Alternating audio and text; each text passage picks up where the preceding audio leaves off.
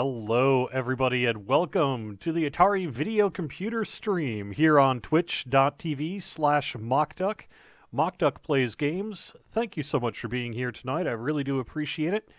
If you want to give us a follow on this channel, you'll be notified live when we go live with shows like this every Sunday night at 9 p.m. and Wednesday night at 9 p.m. Sunday is Atari. Wednesday is the FMV Theater where we play a bunch of FMV games. I also do PlayStation games and some other random games periodically throughout the week. Quick programming note, I will not actually, though, be here this following Sunday. We're going to take a week off the Atari Video Computer Stream. Reason being is I've got a charity thing I need to do. I raise money every year in the games I work for. And one of the things that I do is if people donate enough money, I'll run with them in game and all that sort of thing. And one of those got scheduled, had to be scheduled for Sunday night at 9 p.m. So we'll be doing it not this Sunday, but 2 Sundays from now we'll continue with the Atari Video Computer Stream. But we got a good show for you today. Today we are going to be focusing on the Sears Tele-Games. What is the Sears Tele-Games?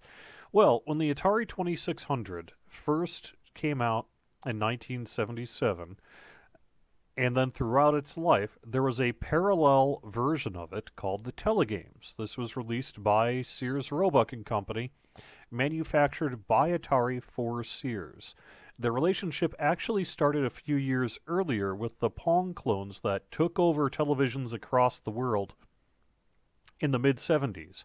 And Atari had released a Pong console for Sears called the Tele-Games, and it was extremely successful. So when it came time to release their first cartridge system, they went to Sears and said, hey, you want more of that? And Sears was like, sure.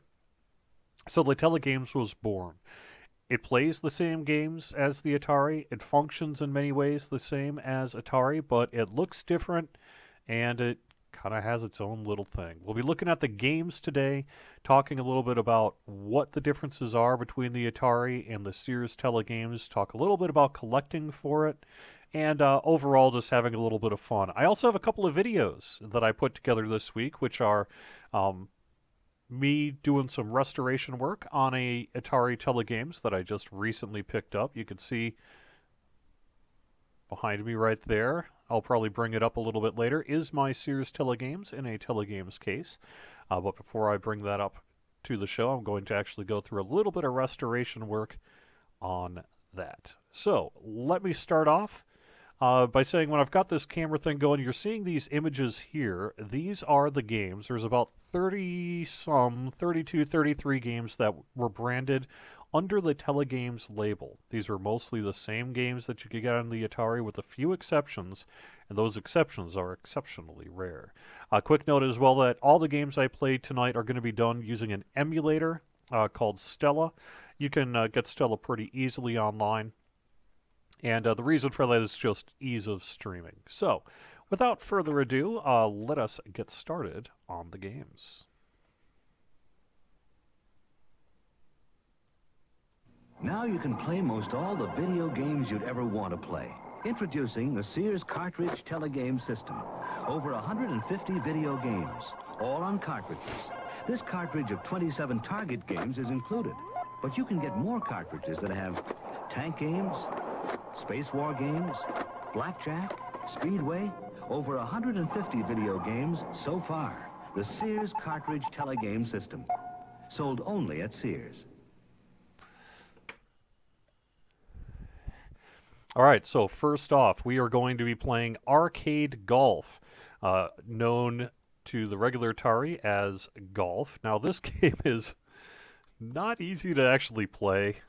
I don't know if I could even actually figure out how to do this. I tried to play this on the real cartridge a while back, and I had a really hard time figuring out how to actually get this thing to move the direction I wanted it to go. But we'll see if we can actually get this in the hole. I cannot figure out how to play this game. Now, this is actually a very popular game, though, at the time. Even though I totally cannot figure out what in the world you're supposed to do with this thing. I'm driving it, I think. There we go. I guess you just sort of have to pretend physics don't exist.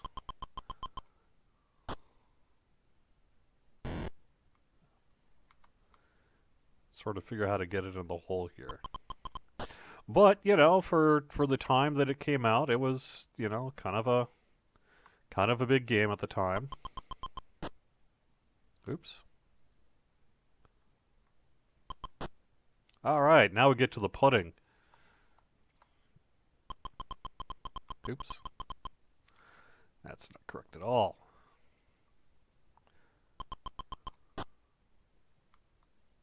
Man, this game is really bad. However, you know, it was pretty big for the time. It was certainly the best way you could play golf at the time, given all said and done here. But what can I say? Overall, you know, definitely not the greatest game in the Atari lineup, for sure.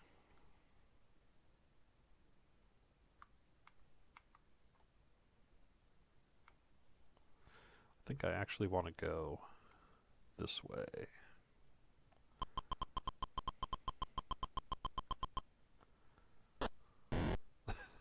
Or not. This game is terrible. I cannot figure. I've never been able to figure out how to play golf very well on the Atari. Thankfully, you know, there are other golf games released for many other consoles that were significantly better than Atari's golf. But you know, given the time, this nobody had come up with the idea of a um, three-stroke system like what you saw later with, say, you know, hot shots and things like that. I guess this was about the best we could do at the time. That's true. I am about as bad at this golf as I am at regular golf. I mean, I will say it's got, you know, some challenge. I bet if you figured out how to play this game pretty well, maybe you could do a little bit better on it. But, I don't know. Definitely not my favorite of the Atari games.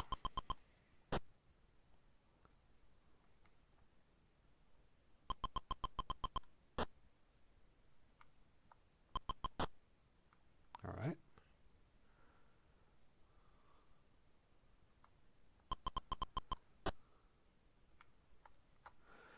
Just like any golf video game, though, you kind of figure out what the right going for a triple D. Hey, well, you know, if as long as it's the high score is the best, right? The higher the number, the better it is, right? So you're actually going to see something that is fairly common with a lot of the Sears Tele-Games. They are not largely Atari's greatest hits. Some of them are frankly kind of bad, but they were also generally a little bit on the earlier side of Atari's lineup. So unlike the games you saw in 82, 83, you know, some of the real classics by Activision and all the rest, these were games that were numbered. So if you went into a Sears, went into the electronics department, you would see the Tele-Games on the shelf, and then they would have a line of numbered boxes. You know, numbered. I believe they started 1 through 9, and then ended up going up to, like I said, up to 33 here. And so you would go and they'd upsell you on various carts and things like that. But the whole idea of buying carts for for a system was really pretty new to consumer America. The Atari was not the first cartridge-based game system. That would have been the Magnavox Odyssey, or maybe the Fairchild Channel F, if you even knew what that was. The Magnavox Odyssey had some success, but nothing nearly what the kind of success that Atari had. Magnavox Odyssey was sold as really a supplement to your television set. So when you'd go into the department store or whatever to buy a TV, it was like, well, what can you do with it? Well, you can watch TV, but since we're in the modern age, you could also play games with it. And here's the Magnavox Odyssey, meant to be sold with, of course, Magnavox television sets. And that actually was part of their problem, is that at the time that they came out, there was some consumer confusion about, well, I don't have a Magnavox TV, so I guess I can't play it, even though it was just a typical coax hookup, RF hookup, just like the Atari was. But anyway, that was really as early as. Actually, I would need to look at on the date of the Magnavox Odyssey. I seem to recall it was at least several years ahead of Atari. But Atari came out with a cartridge-based system. Everyone knew what a Pong unit was. Everyone had a Pong unit. I mean, it was the NES Classic of its day. Or the Nintendo Wii, perhaps, even of its day. And that it was really popular. There was a ton of knockoff brands for it. You could find Pong units by the truckload if you really want to go into classic gaming there. But the idea of, okay, so now I've got this thing, it plays Pong, right? Well, what else does it do? Okay, well, see these cartridges? They're kind of like cassettes or 8 tracks. And you put them into the thing, and then you can play multiple games. That's sort of how it works. So anyway, all of that is really just to say that it was pretty simple, really, with all said and done here. And a lot of these early games kind of show it. Now, I don't have all of the Sears Tele-Games actually on the Stella because I have to figure out what the other name for them was. Some of the games that were on the Sears Tele-Games actually had other names. Let me see if I can find that. So, baseball for the 2600. Um, Home Run was the name of that there. So let me look up Home Run.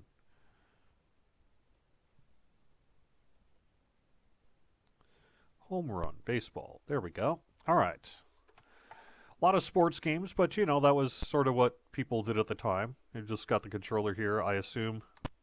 Rah! I'm not very good. Oh, you can move it while in the air. Okay, that's cool. Not quite sure how I actually get someone out. Do I have to just tag them?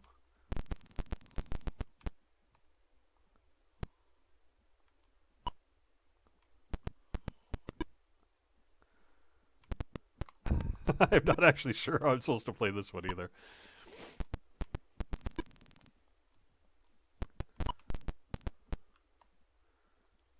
Okay, now I'm up. Woohoo! Okay, so I guess that is what I need to do.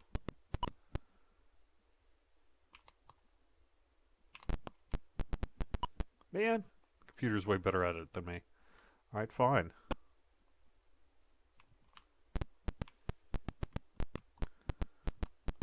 Oh no, he got a home run. Jerk. There we go. Ah! Another home run.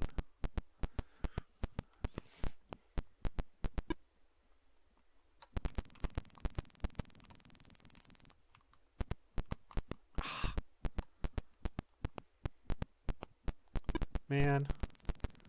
Okay, this is going to be like if I actually played baseball against a team. Hey, how come I didn't get him out? Jerk. No! There we go.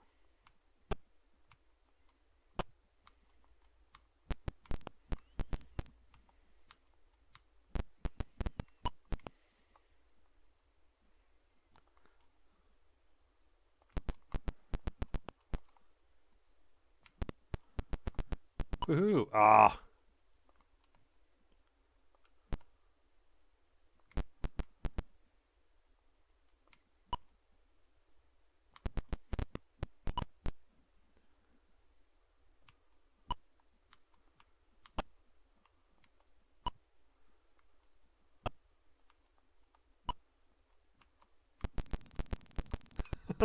Got it. Okay. So as you can see, I'm not very good at this one either. If I score one in baseball, I score one in golf, I'd be set. Nice. I used to have an Odyssey Druid's Fire. Very cool. I've been on the lookout for one. The Odyssey was really a glorified Pong console. One of the things that you would actually do is it came with these plastic sort of transparencies that you would put over the screen of your television set. And because the graphics itself were so rudimentary, they were really just white dots. And so, like a maze game would be, you put the maze on the TV set and you navigate the dot around the screen. And its rudimentary programming was like, are you derivating from the path or not? Things like that. So, all right. So I guess we've just proven that I ultimately fail at baseball slash home run. Let's see what's next on the list here.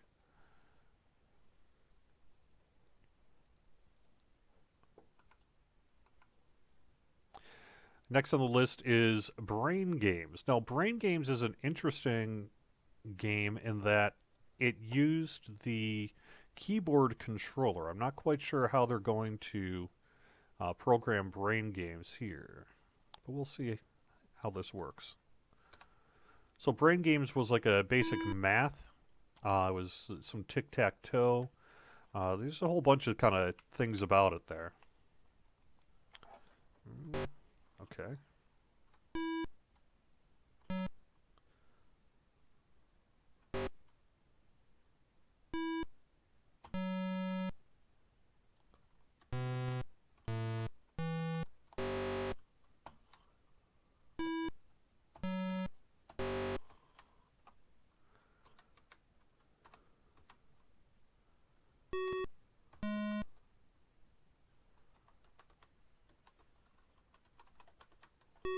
Oh, okay.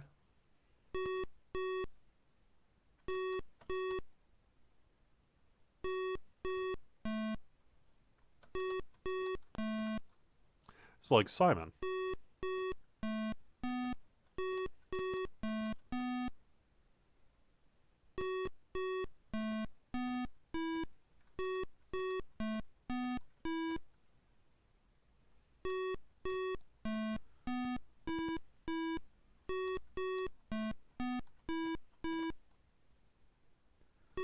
This actually got released.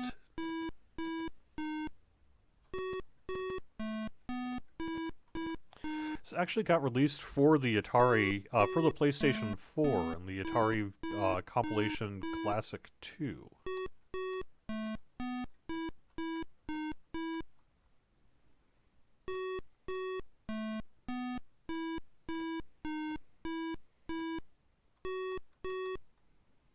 Uh,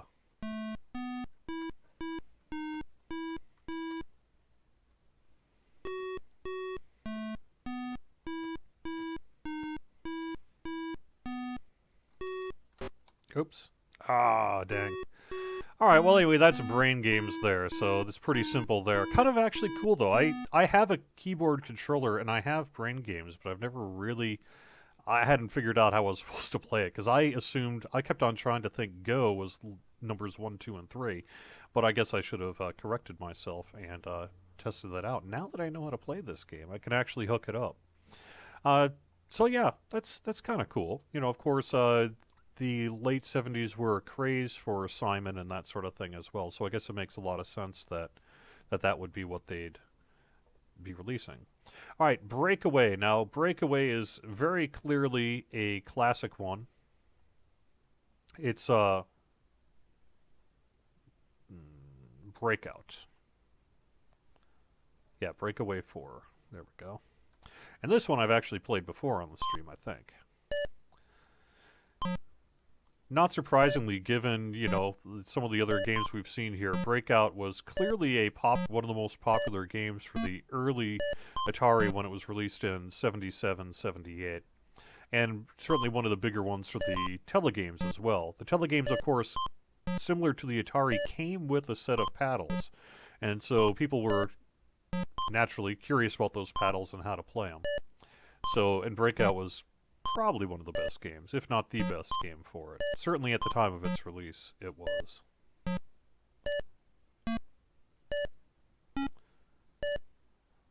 I'm actually surprised that no one's really come up with a good Pong version for mobile devices. You think just kind of moving your phone around might actually work. But maybe the world is just too sick of Pong at this point.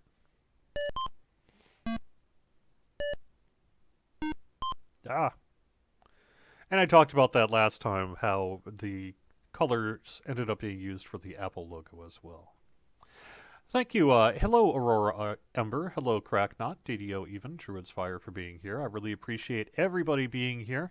I'm going to play one more game, and then I'm going to show one of the videos here that I've done. Cannon Man is Human Cannonball. Okay.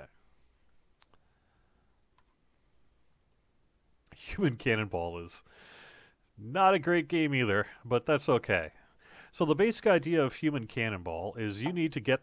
They didn't even know what video games were. They were breaking new ground here. So the basic idea of Human Cannonball is you are setting the trajectory to try to get this guy over the line there.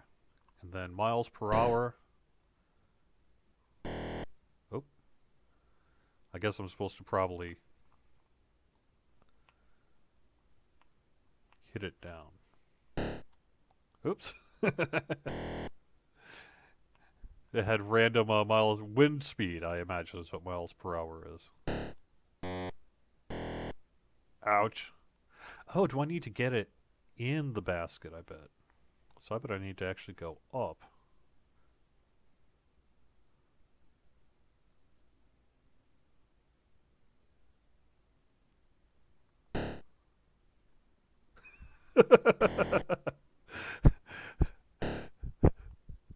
It's pretty amusing watching these guys splat, I have to say. Yes! Hey, I did it! Kind of, I think. Yeah, I did it. All right. Okay, so maybe this game's actually fairly fun. I have to admit, I'm having a good time with this. For all of its simplicity.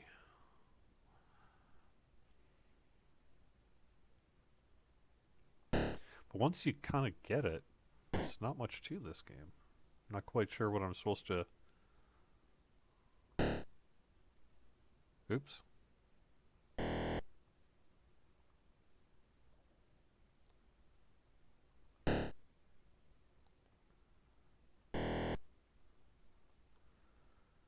Alright.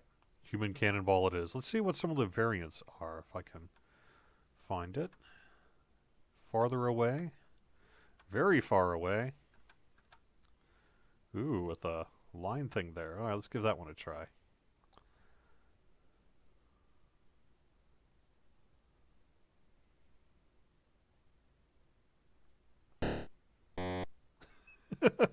Nice. Space Invaders is certainly one of certainly one of the best games for the Atari.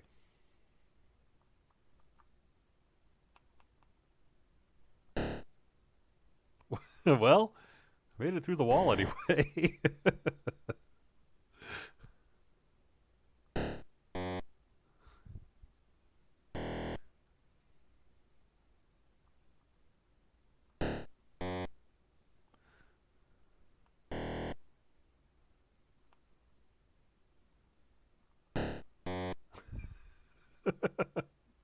So actually, I wonder if I need to go up significantly because of the wind speed there. It's very high wind.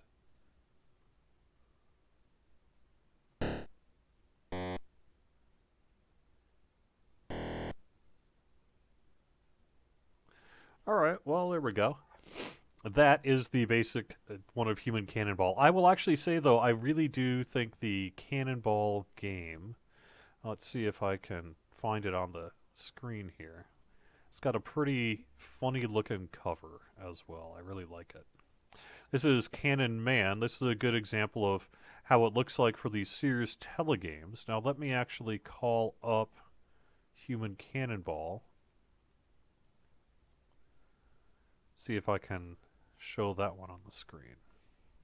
So there's the Sears Tele-Games version, and then here is the picture for the Atari version of Human Cannonball. You can see they were very similar, but when you'd run into, one of the things people would run into is they would get confused because they had, especially let's say moms buying games for kids, things like that, they might even know the names of the games their kids have, but sometimes, they'd be like, hey, Jimmy, Johnny, Jill, I got you a new game. And it's like, oh, Mom, I already have that one. Or the kid would be like, I liked Human Cannonball, so I'm going to get the sequel, Cannon Man, and not realize that Cannon Man is actually the same as Human Cannonball. I have to admit, Atari's got the better mustache. But Cannon Man's got an elephant. So I'm not sure which one is superior there.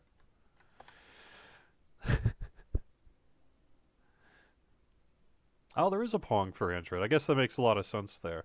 All right, so my first video break is going to be happening right now. I'm going to show you a little bit of the work that I did this week on a brand new, well, not brand new, but a new Sears Tele-Games that I won an eBay auction on, did some restoration work on, and I'm here to show you that work. on the show today.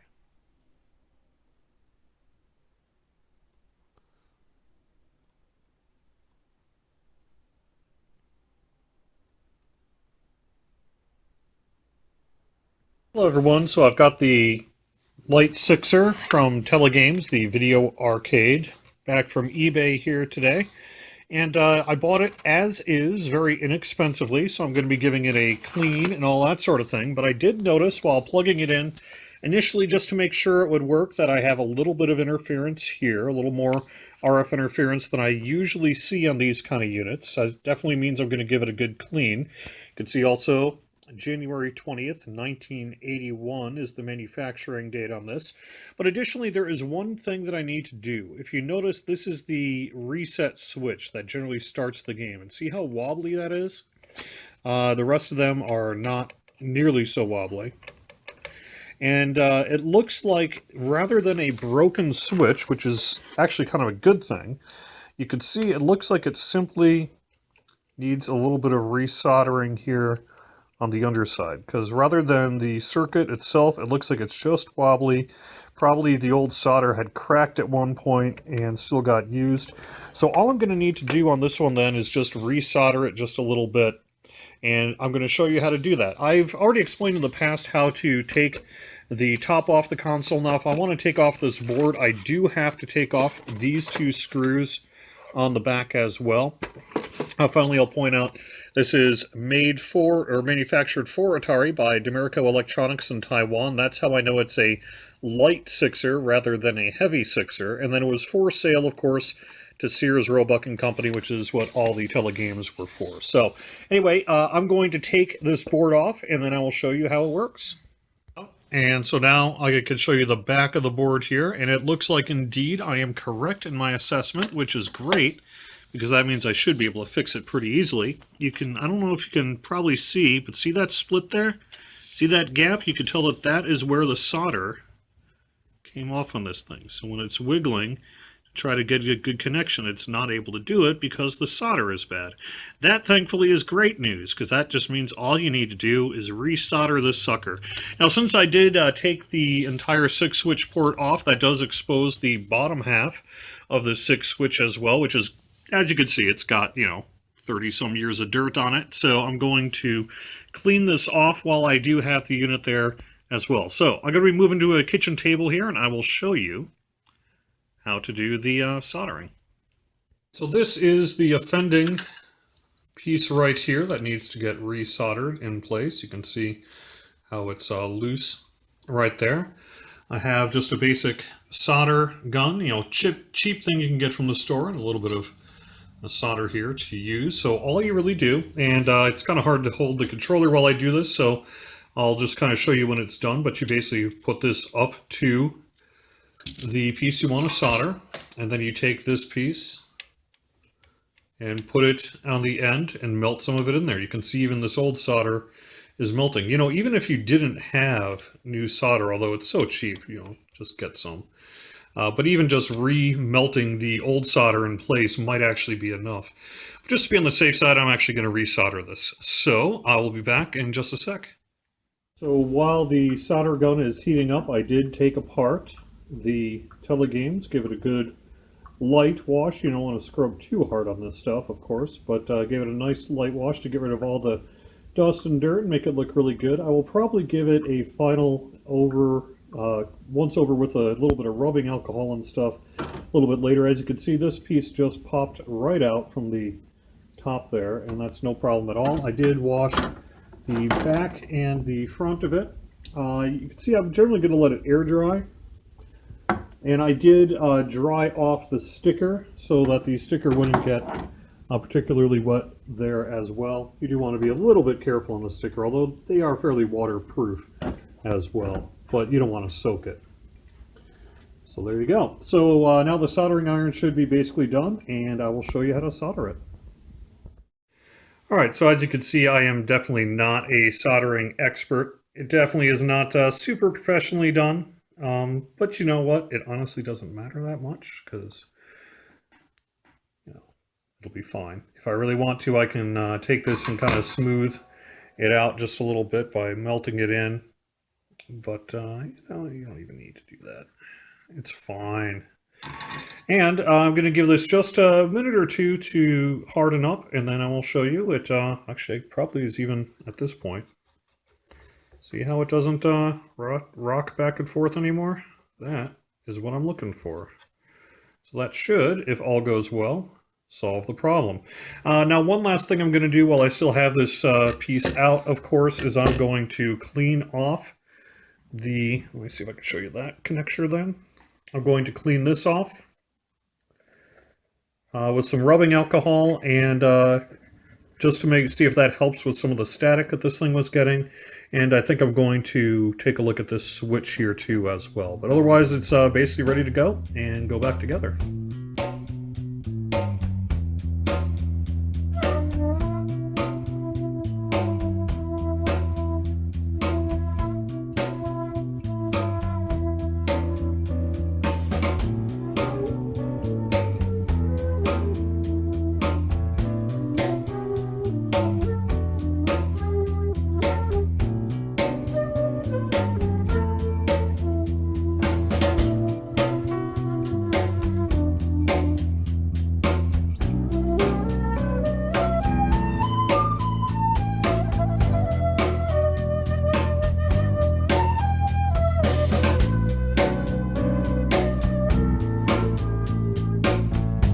Alright, I have got the Atari back hooked all together.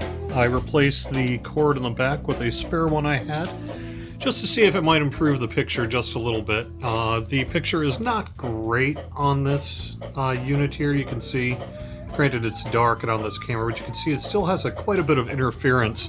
I've tried messing with the settings here and it's just not working great. However, you can see that switch that was all wobbly before is now working rock solid.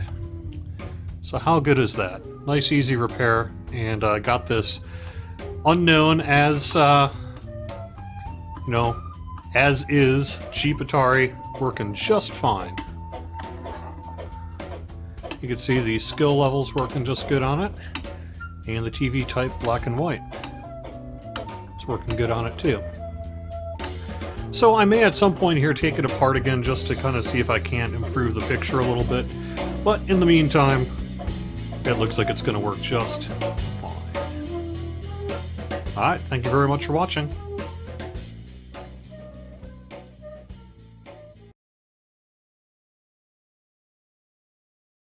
Alright, we're back. Hope you like that okay. Like I said, I'm trying something a little different here on the stream rather than do that sort of thing live, because it did take a little bit of time. I thought it might be kind of nice to give it a shot with a bit of a pre-recorded video and then put it together that way. I do have one more coming. So this game is tough. I've been trying to play this game on the PlayStation 4 because you need the PS4 to handle these kind of graphics. Well, no.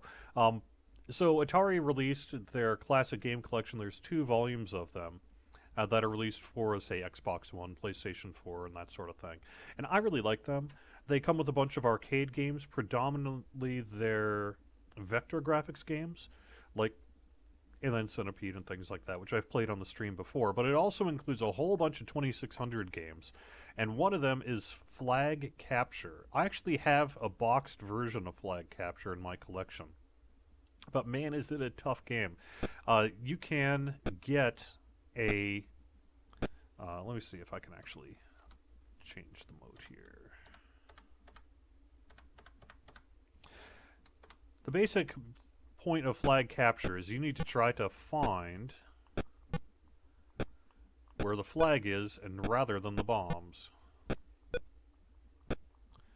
And there you go. There are also bombs.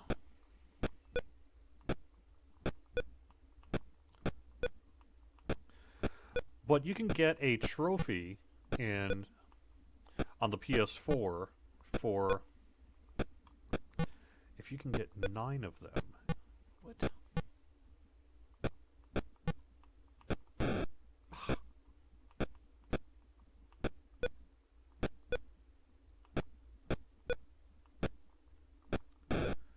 Dang it. So you get a trophy for finding 9 in the time allotted, which is, as far as I can tell, a near impossibility.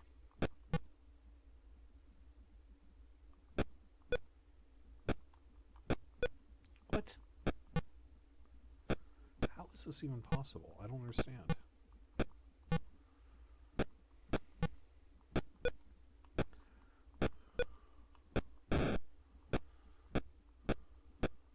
This game is hard.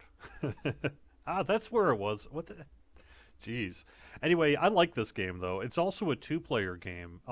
The box makes it seem like it's really pirate ships going at each other, which I suppose at the core game sort of is the point.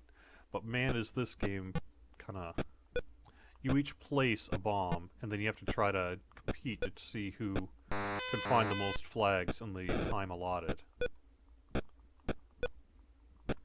It's kind of actually a fairly fun game, although, like I said, I found it very frustrating on the PlayStation 4 trying to hit the trophies on this thing. It is not too easy. So it's a real simple game, but it was actually fairly decent sort of non-action-y two-player game at the time. A little bit like Stratego as well, if you ever played that board game.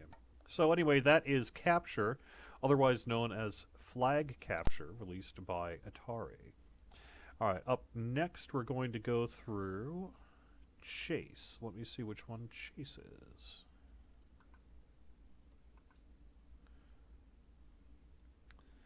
Chase is Surround. Okay, Surround we've seen before. I'll play it just real quick, just so you can go through the list, since we're going through the list. But Surround is actually as easy as it comes. This is Snake, otherwise known as Tron Light Cycles or what have you. Let me see about...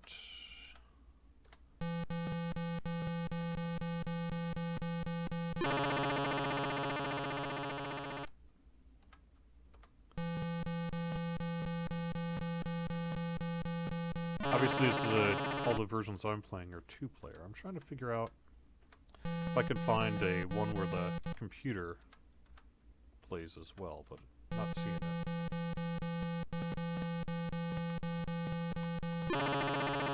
Alright, well anyway, Surround you've seen. We've played that on the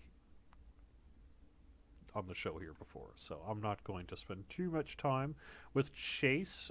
Darediver is the next one. Let's see, Darediver is Skydiver. Okay, that's a pretty fun one too. That's one of those games where when it came out, it was also a two-player game, but I think I can play it. I'll just play it. The basic idea is you have to drop your bombs.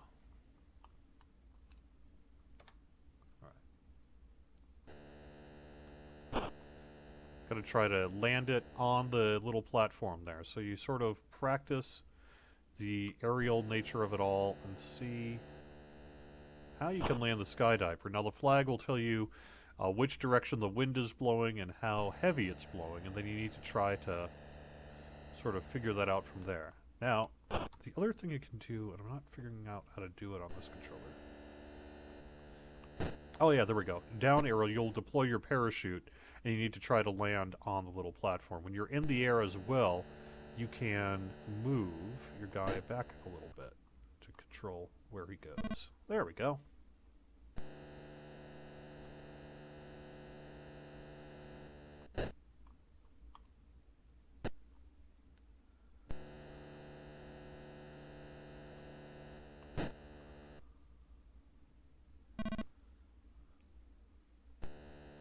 Oh no! And so clearly the other player would be playing the other controller, and then you'd be competing to see who got the most points. Let's see if I can... Ooh, that moves. That's kind of rad.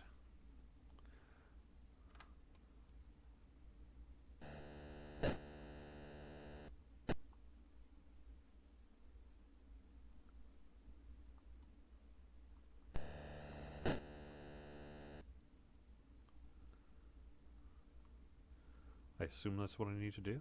I'm not getting points, though, for it.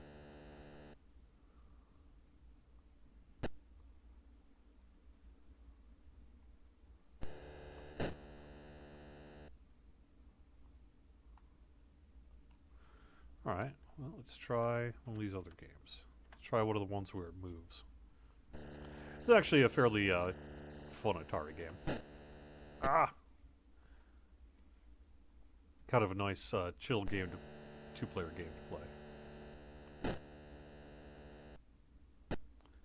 It's really hard with this thing moving. Ah! Splat.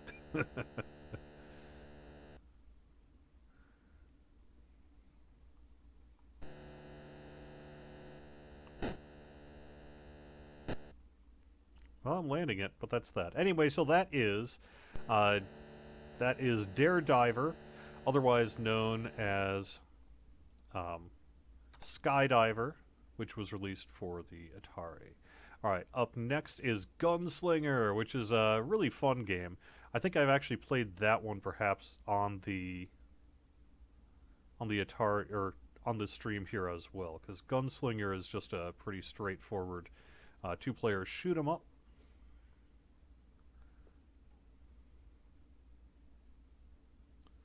Why am I not seeing Gunslinger? Do they not have Gunslinger? All right. Oh, Outlaw is the name of it. Yeah, Outlaw is the Atari version.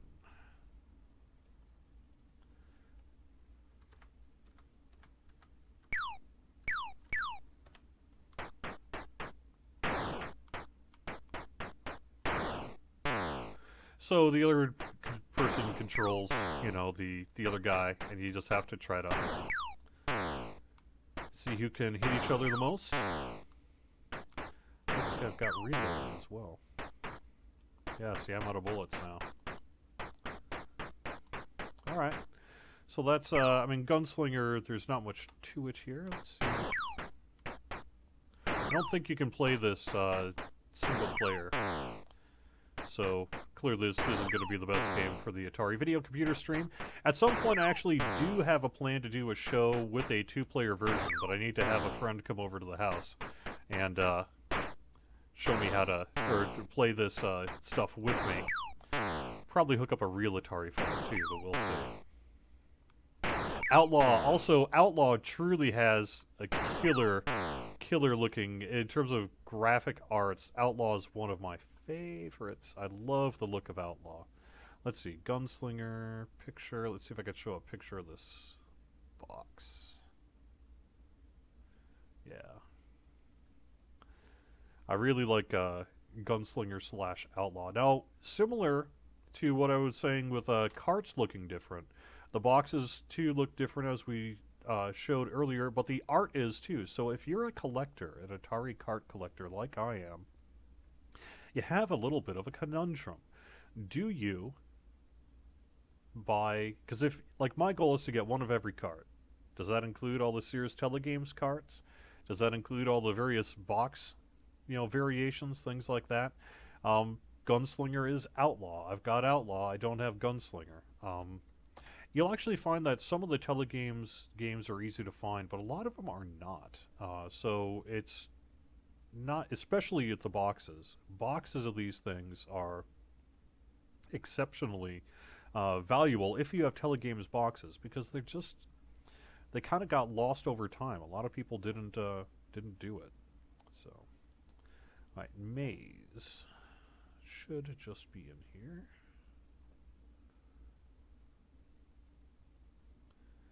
Okay, Maze Craze is the Atari version of it, but Maze is the regular one here too. So the goal is to get to the end of the maze before the other person, and that's how you play Maze.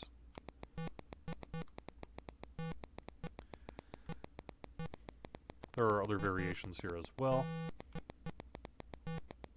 Oops.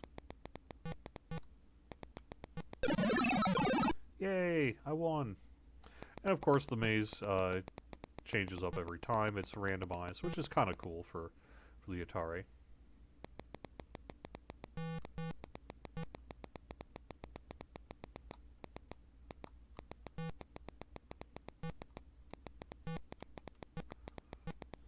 But, if you are competitive, this is a pretty fun one. I think there may be some... Ooh, is that invisible? Yes, it is. Invisible maze? Holy moly, that's even worse. Oh my god, a completely invisible maze. Ooh, now this one's got enemies in it. That's kind of cool too.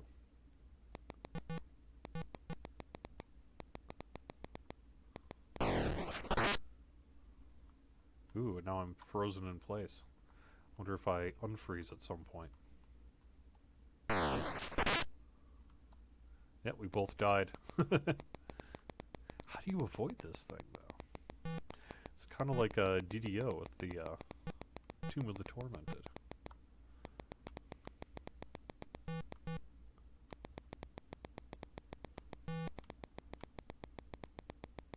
Ah.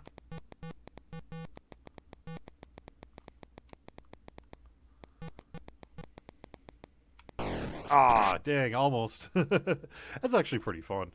Oh, yeah? Yeah, I could see that this would be a fighting with your brother sort of game, for sure. Alright, so that's anyway Maze. Again, a pretty straightforward game, not too much to it. Let us move on to Memory Match, which is, I believe, also known as Hunt and Score, also known as a game of concentration. I think they have it under here as a game of concentration. Or maybe not. Maybe it's Hunt and Score. So, yep, you know, these games would be re-released with different names over time. Yep, Hunt and Score, Memory Match. Here we go. Now, this also used the keyboard controller, which was... I've got one in the back here I could probably show you, but I've shown you in the past. It's really just a rectangular controller with a telephone dial pad style buttons on it.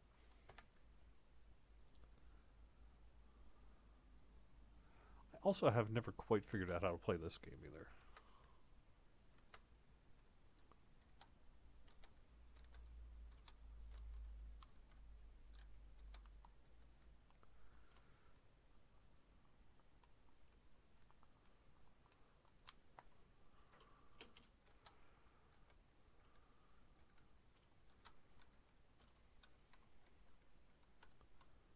Alright.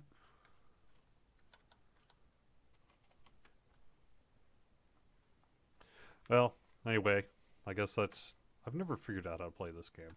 I actually need to look up the instructions on it, I think, if you really want to play this game correctly. But anyway, that's Memory Match. I guess that's about as much as I could say about that. I've never really figured out how to play Hunt and Score, which is also known, like I say, as Memory Match here. So, Outer Space is Starship. So that one I should be able to play as well.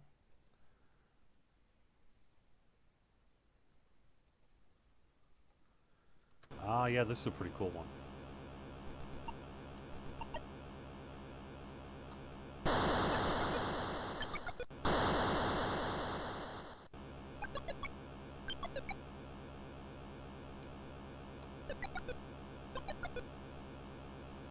Not sure how to fire. I guess I just need to dodge at this point. Maybe I should look up the manual on this one. HTML manual on Starship. Oh, not found. Okay. Starship. Manual.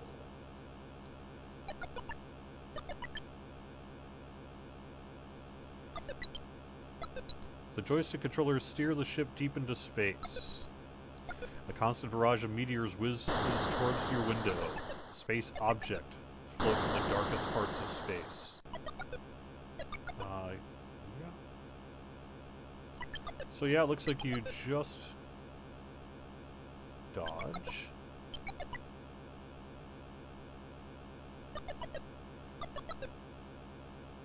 Well, let me try this one over again.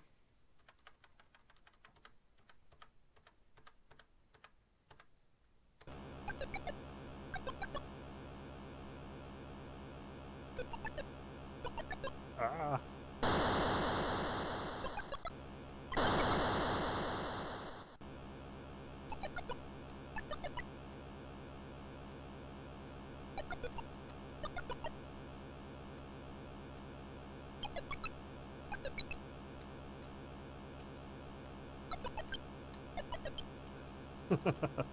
Starship.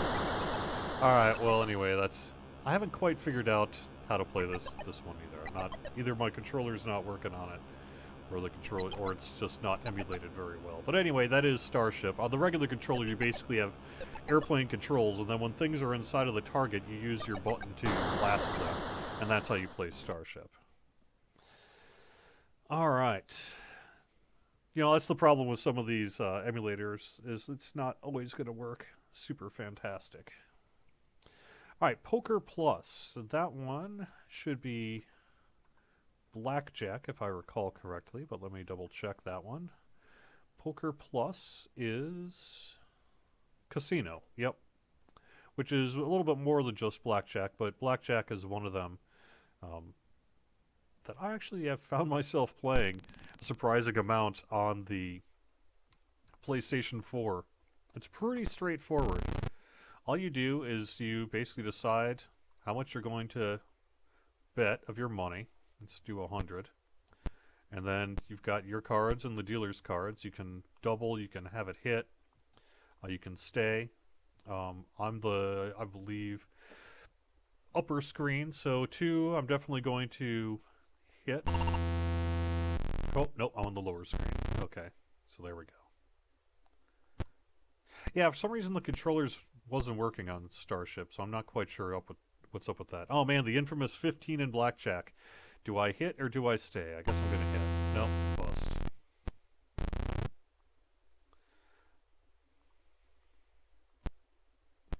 Do 120 this time. Ooh, 20. I'm going to stay on that one, although I could split.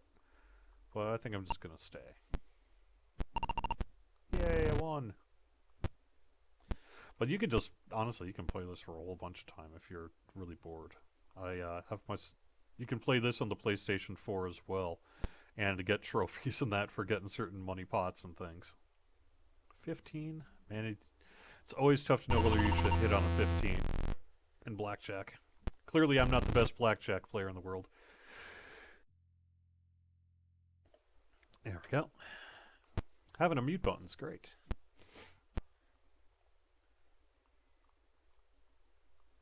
What is insert?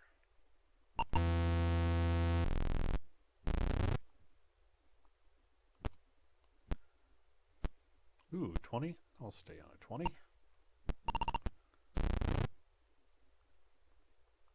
I lost. Darn it. 12, I'll hit. 14, I'll hit again. 19, I'll stay. Yay! So that's really all there is to... Casino's got some other games as well. Let me see if I can... Fortunately, I'm going to have to just real quick reboot it.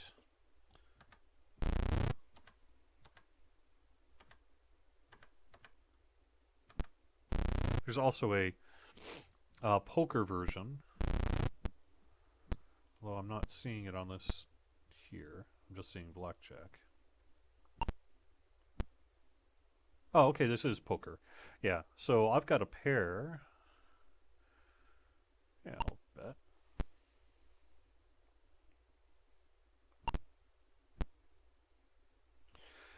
Great.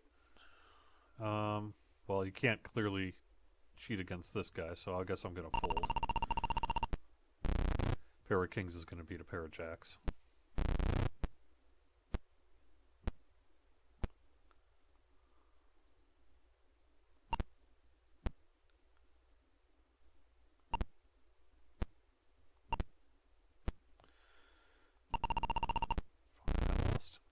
Anyway, so that's Casino. There is also, so it's Blackjack and Video Poker, and there's one other one too.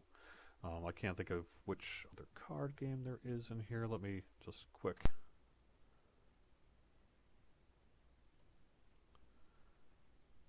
Yeah, Blackjack, Stud Poker, and then Poker Solitaire. There's a Solitaire game in this one as well, which is kind of fun. So, all right. Let me take another break here and play my second video of the evening. So I'll be back in just a couple of minutes after you see this.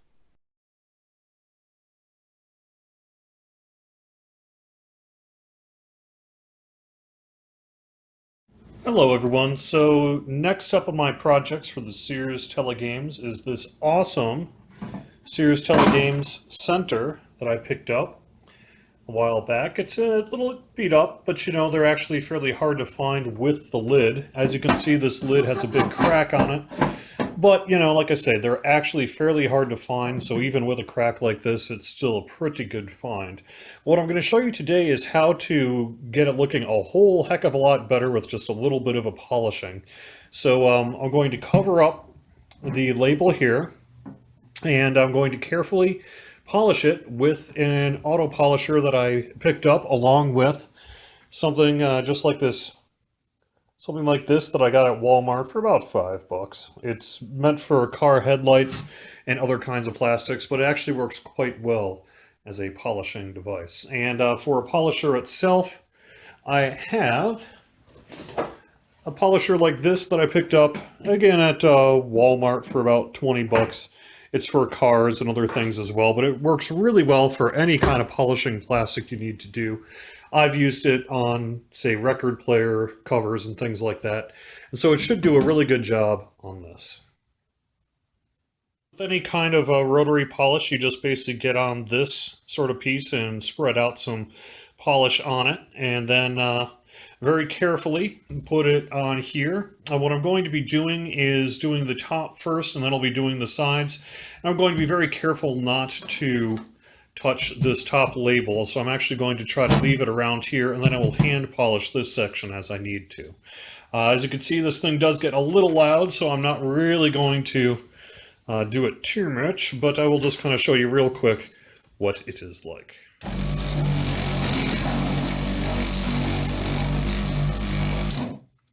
Alright, and I'll show you how it works all said and done when all is done. Back in a minute. Alright, now that I've got the main polish work done, I'm going to use this cloth, again, that came with it. Basically take this off, rinse it out, and put this one on there. And use that to just kind of buff this up and remove whatever leftover polish is there. And then I'm going to give it a hand polish with an actual rag and some polish as well, just to kind of give it one more good polish all the way through, and then you will see the results.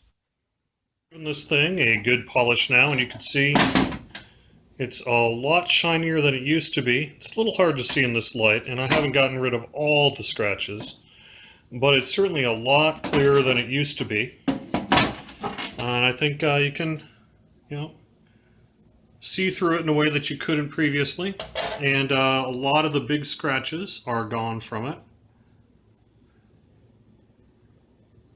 And overall, I think it just looks quite a bit nicer than what it used to. So overall, here is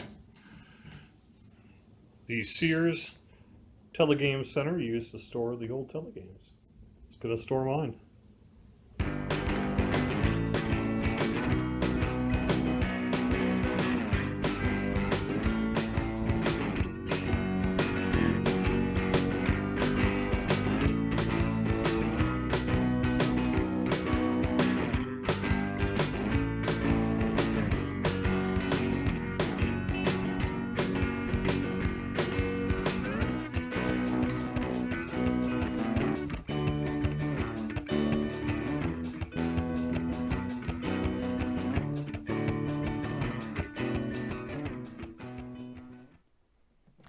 All right, so let me turn off the image slideshow real quick.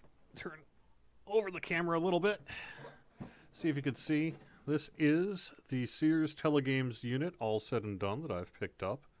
The nice new polish on the unit. You can see it was really cloudy. You could barely see it beforehand. Now you can see it quite well.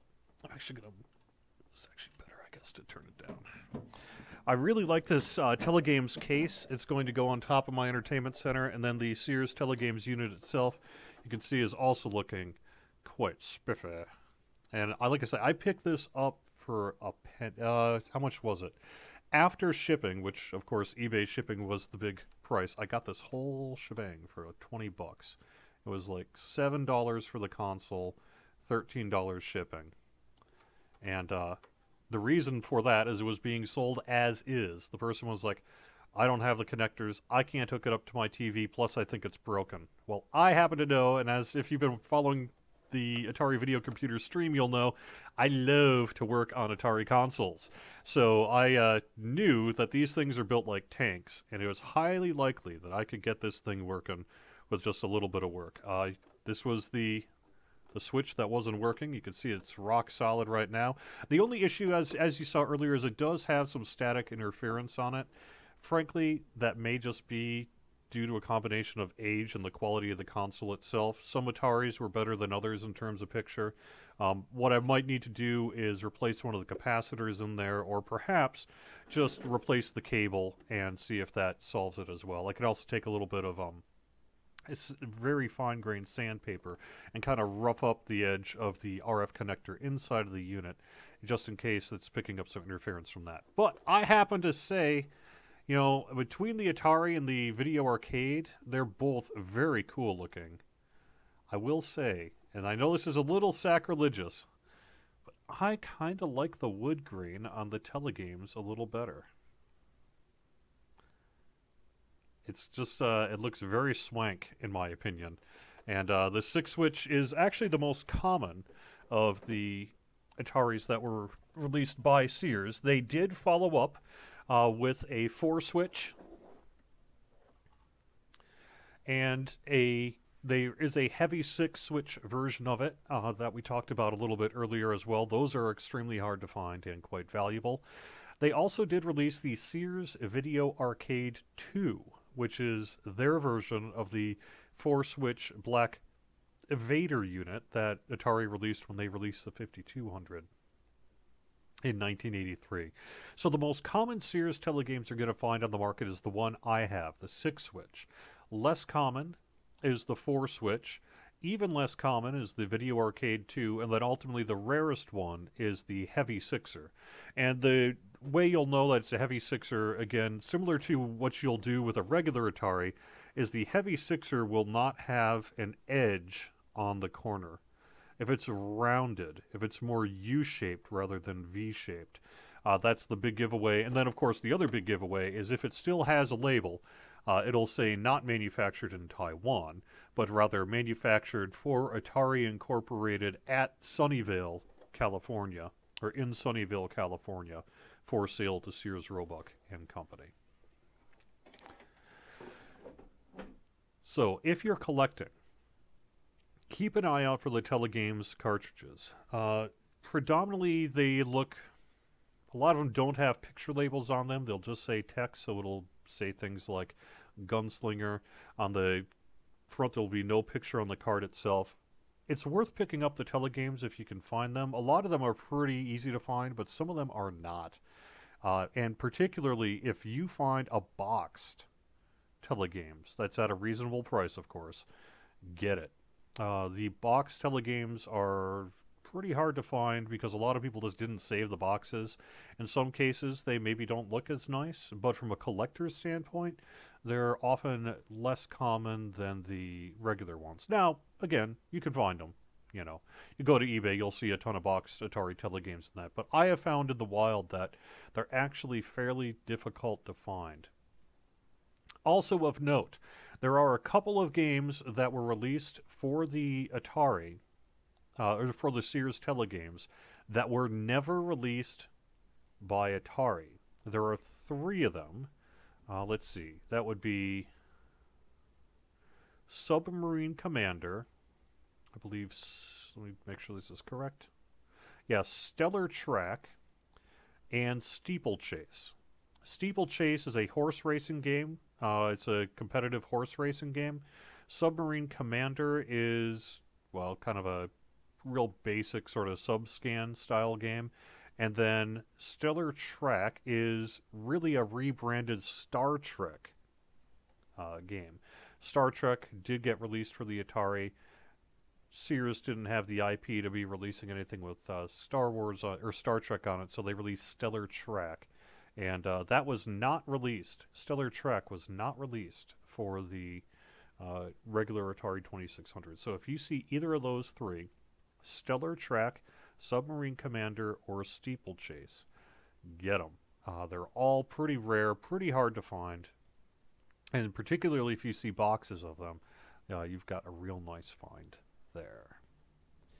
All right, let me continue through our look at the Tele-Games here. We are going to move to... There was a basketball, bowling, code breaker, football. I guess I could play the football one real quick.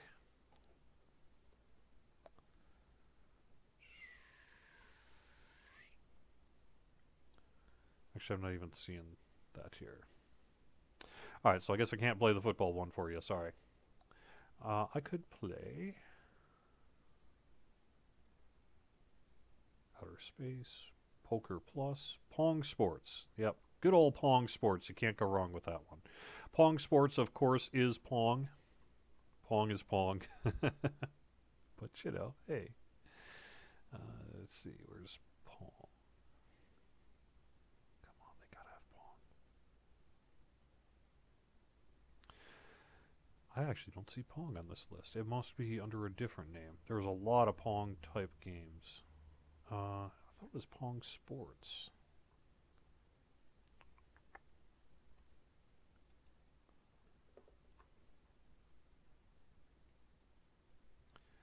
Just kind of trying to see if I can find it here.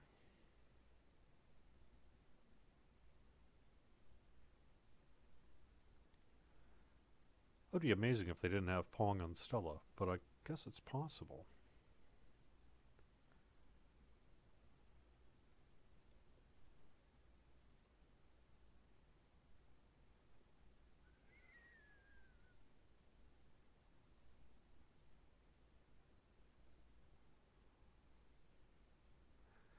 Well, that's pretty amazing that they don't have Pong here for this.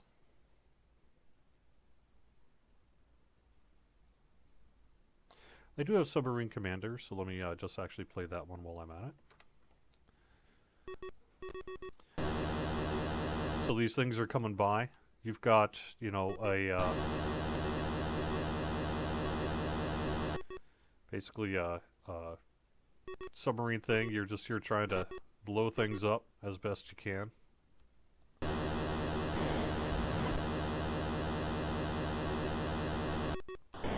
Yay! Alright, I got that one. Oh, cool, you can shoot more than once.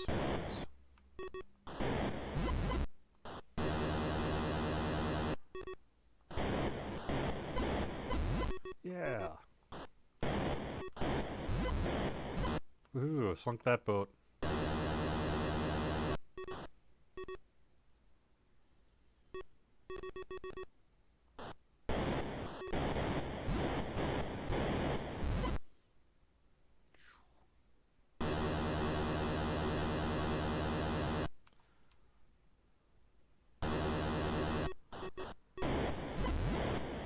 Sweet.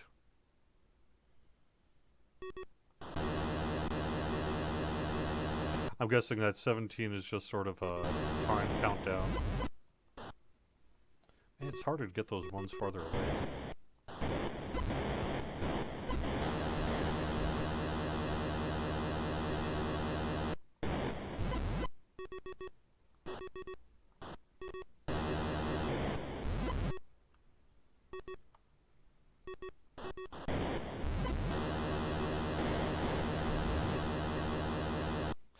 So that's Submarine Commander.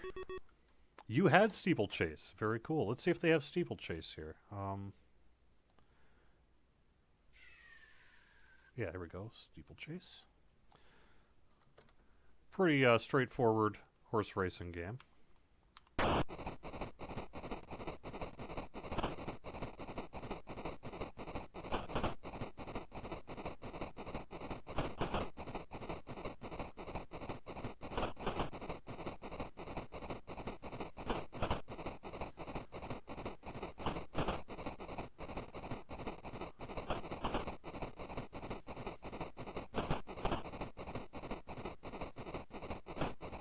I think I just keep falling. There we go. Cool. Ah! Still better than Horse Racing 2016. Give it that much.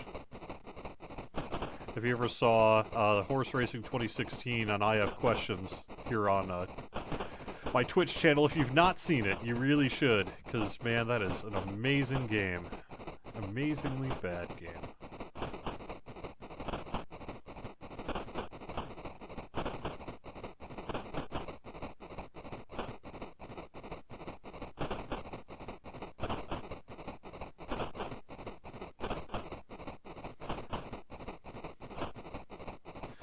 Well, I'm the yellow guy, and I'm clearly in the lead here.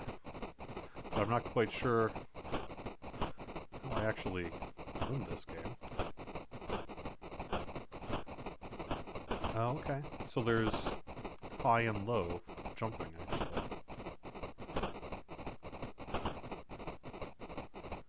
Yay! I'm the wiener! Alright, so that's steeplechase. Let's see what else we got. Yeah, I can't believe they don't have Pong Sports. That's just mind-blowing to me. What the heck's wrong with them? How could they not have Pong on Stella? There must be something I'm missing here. But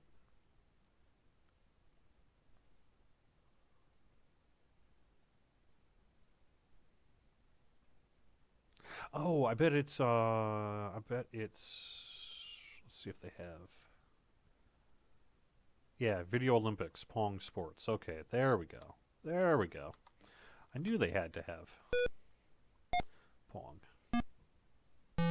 Now, Pong does not work very well if you don't have a controller, like a paddle controller. It's really hard to control using like a dual analog stick or like arrow keys, because you just don't have the smooth movement you need.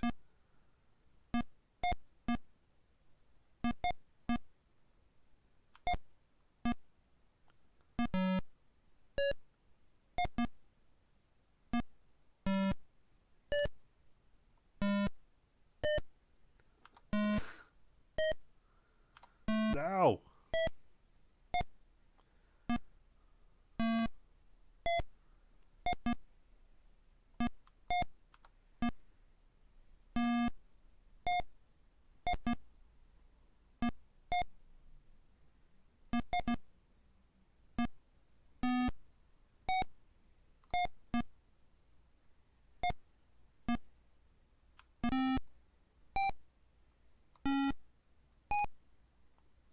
Uh-oh.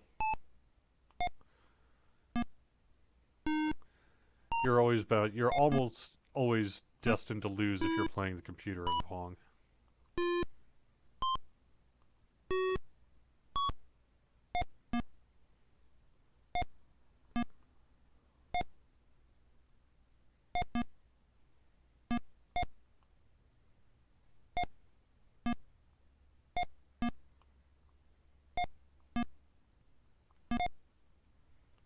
Nice. Ah.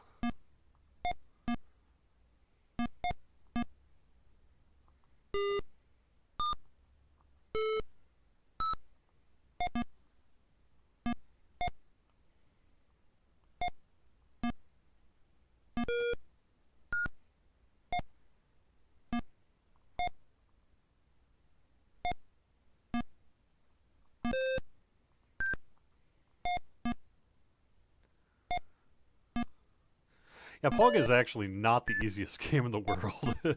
Even with a paddle controller, it's fairly difficult, and particularly if you're playing against a computer. But playing with a human at someone who also knows how to play Pong on a paddle controller is actually pretty fun.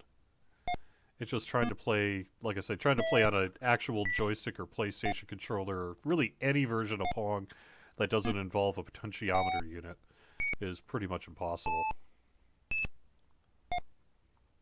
When Atari released Pong for the PlayStation 1, they had an updated version of it that attempted to not require a like a paddle controller, and it never really worked well. I see this is Olympics because now we're playing soccer. No, this isn't Pong. This is soccer. Uh-huh.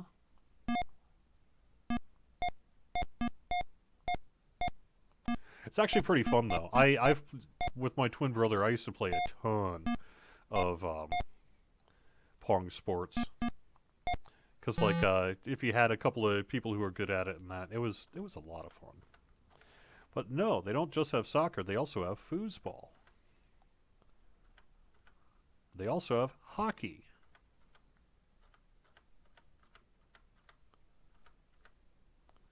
They also have, I think this is, I can't remember what that one's called.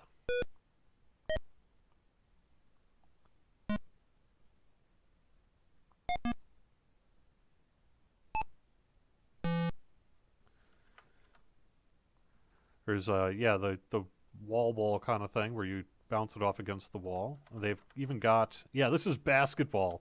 This one is particularly ridiculous.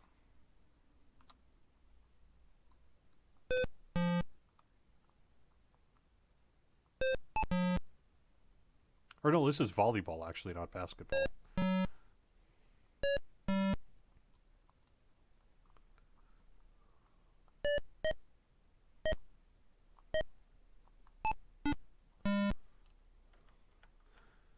This is basketball.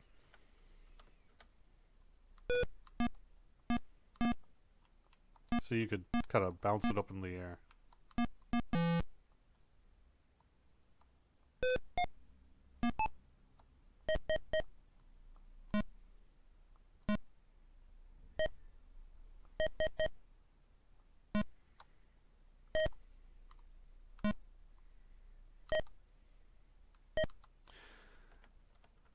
So yep, there you go. And then you got Pong again. Pretty okay. I can't go wrong with Pong sports. All right, race is Indy 500. That's a pretty fun one. I like Indy 500 for the Atari. It requires what's called a driving controller,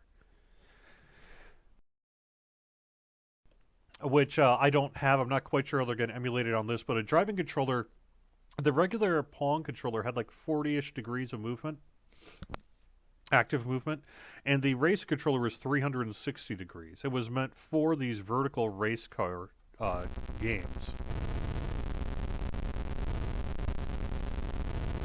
So that you could actually kind of spin it around in a circle and get a really good race going.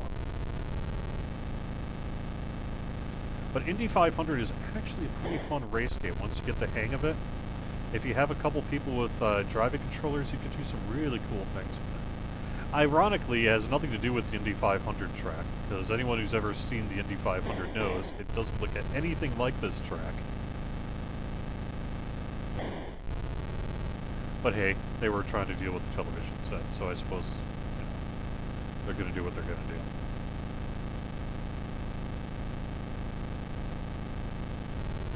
Let's see.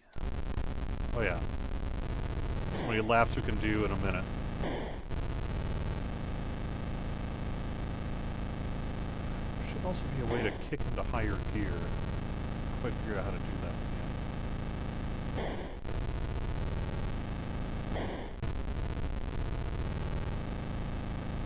Because it does have 2 gears on here. I think it would... At least you don't want to work though. That's okay. Alright, so that's race, and then what final ones? Space Combat is Space War. We've seen that one before. They did have their own version of Space Invaders. Oh yeah, here we go. Speedway 2 is Street Racer. That's a pretty good one too. We can play a quick game of Street Racer.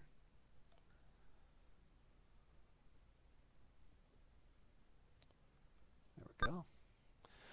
This was actually one I've played a whole heck of a lot. This is a 2-player game as well, where you are speeding up, trying to score points, not smash your car. You have a certain amount of time. The more cars you pass, the faster you go, the more difficult it gets. And you have a certain amount of time to really just kind of earn the highest score you can. There's a bunch of really cool variations for it as well.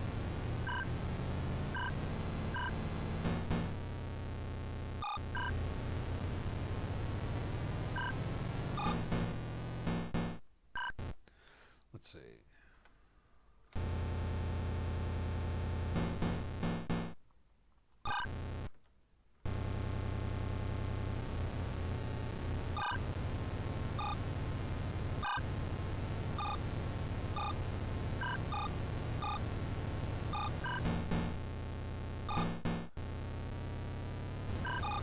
It's a little hard. If you, like I say, if you have the driving controller, it actually works pretty well because you can kind of whip it around in a way that you can't do sort of using an analog joystick. It works out pretty well. Speedway is actually a pretty fun game too, and there's some nice variations. There's like a kind of a ski toboggan thing where you got to go through, well, whatever you want to call these gates.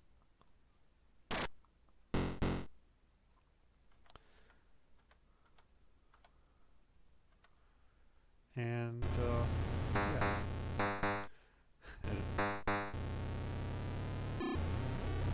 Oh, and one with it just vertically. That's interesting. I don't think I've ever played this version of it before. It's kind of neat, though.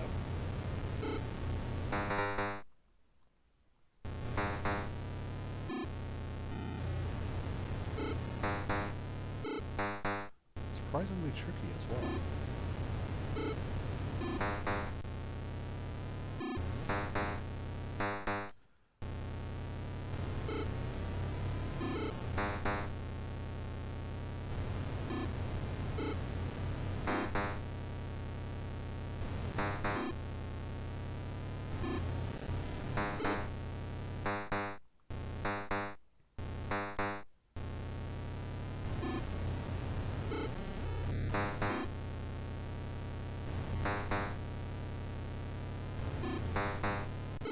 Cool. Oh, this one we're actually shooting, huh? That's cool. I've never actually played all these variations. I usually just did the first racetrack one. But hey, that's not bad. It's actually kind of pretty fun little two-player game there.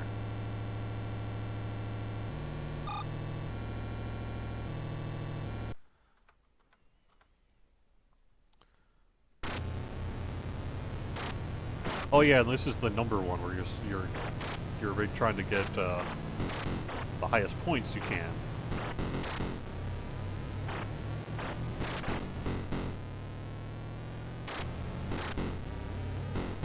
Ah, but you can only get higher. Okay. So 2, 4. Now if I hit that 2.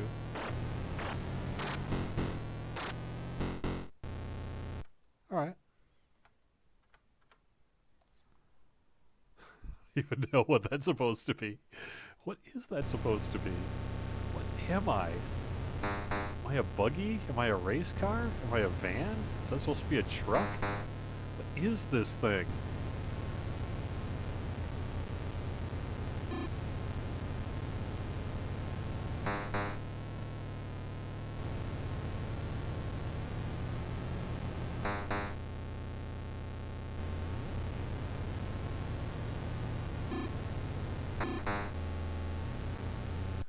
Bizarre. And then we're back to game one here.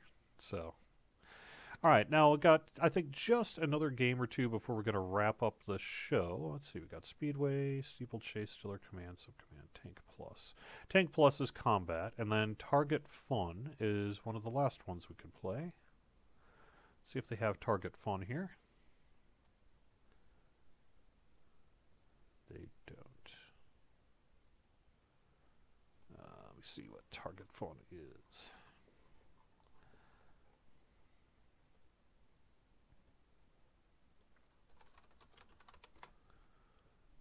Target Fun is, oh yeah, Air Sea Battle, okay.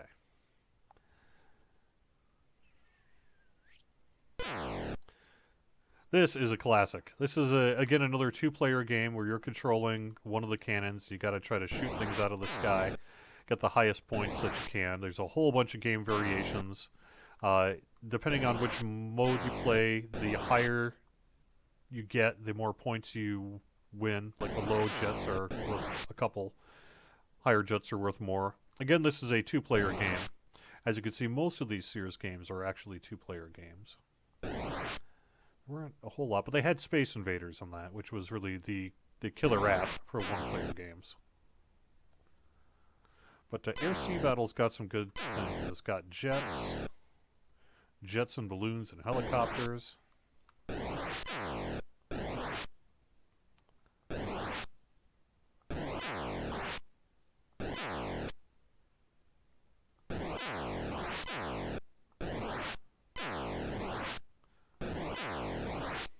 So these get you no points, the balloons. You have to sort of dodge the balloons.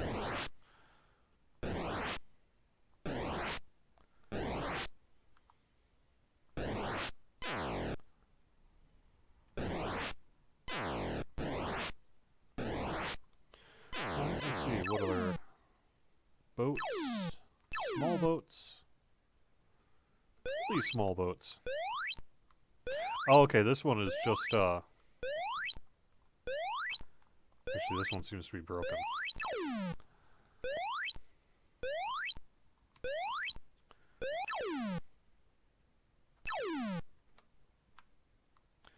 Okay, this one you're moving vertically. Air Sea Battle was a really... I seem to recall a lot of kids playing Air Sea Battle. Because it was a pretty good two-player, just kind of mindless Saturday morning kind of game where you could just sort of putz around with your friends, or brother, or little siblings, and just destroy things, and compete, and then get into a fight, and then have your mom tell you had to go outside, and then go outside and pretend you're playing Atari. So...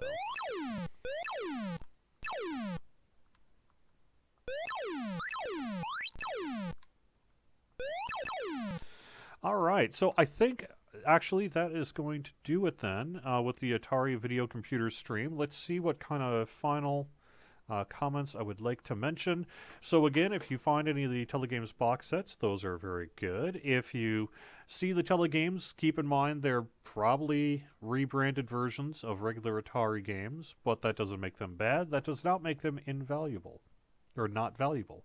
There are also 3 games in particular that you should know. And Sears Tele-Games released day and date with Atari throughout Atari's history on both the 6-switch Heavy, 6-switch Light, 4-switch, and then the Sears Video Arcade 2, which was the Black Vader unit there. Now, you might actually want to know, why did Atari get into a deal with Sears? Why wasn't Sears selling Ataris? Why were they called Tele-Games? Why do they look a little bit different? So again, that really dates back to their success with the Pong console. Atari was a brand new company at the time and didn't have the clout that they would have really after Space Invaders was released for the Atari in 1980. So back in '77, they needed help to get into retail. Similar to the same way Nintendo did about a decade later, trying to get in through New York City and a few other places as well, following the video game crash. So because they had success with the Pong unit, they went to them again and said, hey, we want to bring Atari, it's going to be like the Pong unit, except that you're not just selling the one unit, you're selling the unit, and then you can keep selling them cartridge after cartridge. Now, for a retailer, Sears, that was like, heck yeah, we like the idea that you buy a thing and then you buy lots more things for the thing. And of course, that was also good for gamers because it really opened up the door in a wide commercial sense to cartridge-based systems. Even though they had existed before, they hadn't existed with that kind of commercial clout that the success of the Atari and Sears Tele-Games brought. So why Sears? It's hard to believe in 2018, but back in the 70s, Sears was, along with a few others, probably similar to Walmart. They were the kings of retail. Sears was in just about every single town in the same way that Walmart is fairly ubiquitous now. They were they, along with, J.C. Penney and a few others, were really the kings. Oh, by the way, J.C. Penney did have their own as well. It was called the Gemini. And that one is frankly kind of trash, but it's also collectible if you happen to see a Coleco Gemini. Yes, it's Coleco, but it's not ColecoVision. The Coleco Gemini actually played Atari units, and it was sold largely at JCPenney's. But anyway, the Sears, they had the clout. They were the Walmart of the day. They were like, we will carry your unit, but because we made a bunch of money on the Tele-Games Pong, we want it to be a Tele-Games as well. Atari was more than willing to do it because it meant a lot of sales. They cared that their name was on it, but they cared more with having a big footprint and retail, knowing that they were going to be making their money really on the cartridges as much as they were the console systems itself. And that system actually also continues to this day, where you sell the console for as low a price as you can, and then you make your money by selling the software. So Atari, they use the same kind of manufacturing hub in China that they used for the 6-switch, and again started off in Sunnyvale until the scale became untenable. They'd come out the line, the circuit boards were all basically the same. They'd come out the line, they'd put, certain number in the Sears box, certain number in the Atari box, and ship them out. And Sears, saw a lot of success with it, despite some consumer confusion. Because, like I said, you would say, well, I've got an Atari. what is this thing the same? Is it different? It looks like an Atari. It plays these games, but I don't see these games for Atari. I only see them for Sears, except that they're actually the same game as the Atari game. They're just rebranded under a different name in a different box, for the most part, except there's a couple others. Except your Sears Tele-Games unit, eventually, once Space Invaders came out, and the Atari really took off into the mainstream of America, Sears actually did a awareness campaign to let people know your games will play on the Sears Telegames. Your Atari games will play on the Sears Telegames, and it really was post Space Invaders world that Sears finally figured out. Okay, well, we want all those Atari carts too. We want Pitfall. We want Space Invaders. We want Pac-Man. And those at that point, Atari had the clout to say yes, but they ain't under a Telegames label. They're under Atari or Activision in the case of Activision. And so really by the early 80s, 81, 82, the Telegames brand was pretty low in people's mind.